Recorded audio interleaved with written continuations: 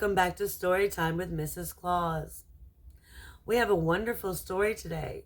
It is called Alone Like Me, and it is written by Rebecca Evans. Let's see what we got today. I used to go to school in the mountains of China, where I was born. But since we moved, my desk there is empty. My parents can't afford to pay for school here in the crowded city. Most days, I go to work with Mama. But little girls don't belong in the sewing factory. Be quiet, no wiggling, they say. Sometimes Baba takes me to work, but the can factory isn't a place for little girls either. No running, they say. One day I go shopping with Mama. She holds my hand tight because little girls don't belong at the busy market. There are so many people. Baskets bursting with hot peppers, pools of fish, turtles, scorpions, and frogs. Piles of steaming dumplings. Puppies barking at bright birds in cages. And a girl in a yellow coat who smiles at me.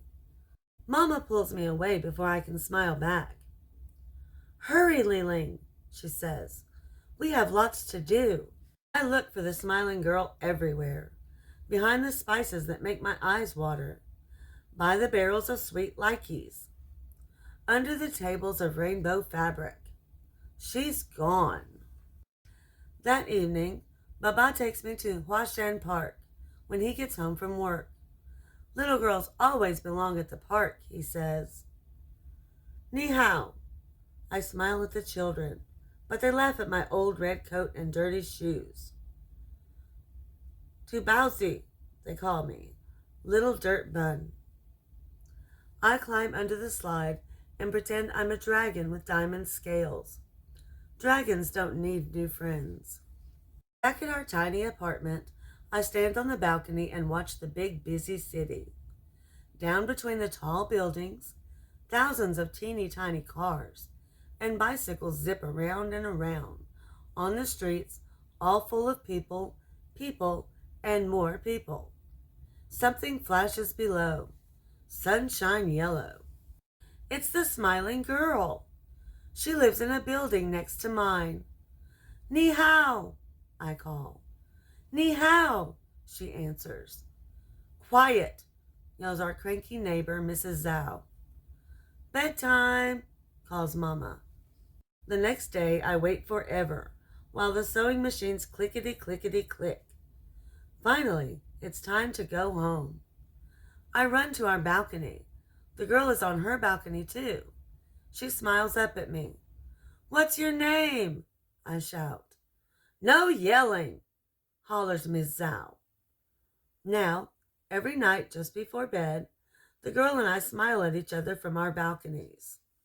I look for the girl when Mama takes me to the market, but she's not there. I beg Baba to take me to the park. The girl is not there either. The kids throw sand at me. Go back to your farm, to Baozi. I climb back into my hiding hole under the slide and pretend it's my secret dragon cave. Even dragons need a place to cry sometimes. I'm quiet as Baba and I walk home. Quiet as we eat dinner. Quiet as I climb into bed. If the smiling girl had been at the park, would she have played with me? And then I have a big idea. The next morning, I draw a picture of my old home and friends in the mountains. I write, Ni hao, I am Liling. I stick my note in a can and tie a string around the outside. That night, I lower it over the balcony into the girl's hands. The next day, I write a new note. Your yellow coat is pretty. It makes you look like a little yellow rice bird. From your friend, Liling. I lower the can again, and when I pull it back up, there's a new paper inside with a drawing. I am Kiki. I used to live on a mountain too. It was covered in giant snowflakes, it says. Kiki and I start writing every day. In the morning, she goes with her yee to help clean sidewalks. Kiki thinks it's funny when I call her a yellow bird. She calls me a red ginger flower. One day, Kiki writes a special letter that makes me happy. Dear best friend, tomorrow Yee can take us both to the park. Can you come? Little bird Kiki. I run to Baba so I can write back right away. Dear little bird Kiki, Baba says I can come. But what if the other kids are mean? Red Flower. Dear Red Flower, we can be fierce tigers and chomp their mean words. Little bird Kiki. Dear little bird Kiki, we can be mighty dragons roaring over the clouds, not afraid of anything. Red Dragon Flower. Today, I take a deep breath and squeeze Kiki's hand tight at the entrance to Hushan Park. Remember, we are dragons, Kiki whispers, or tigers, I growl. We are brave together. The end.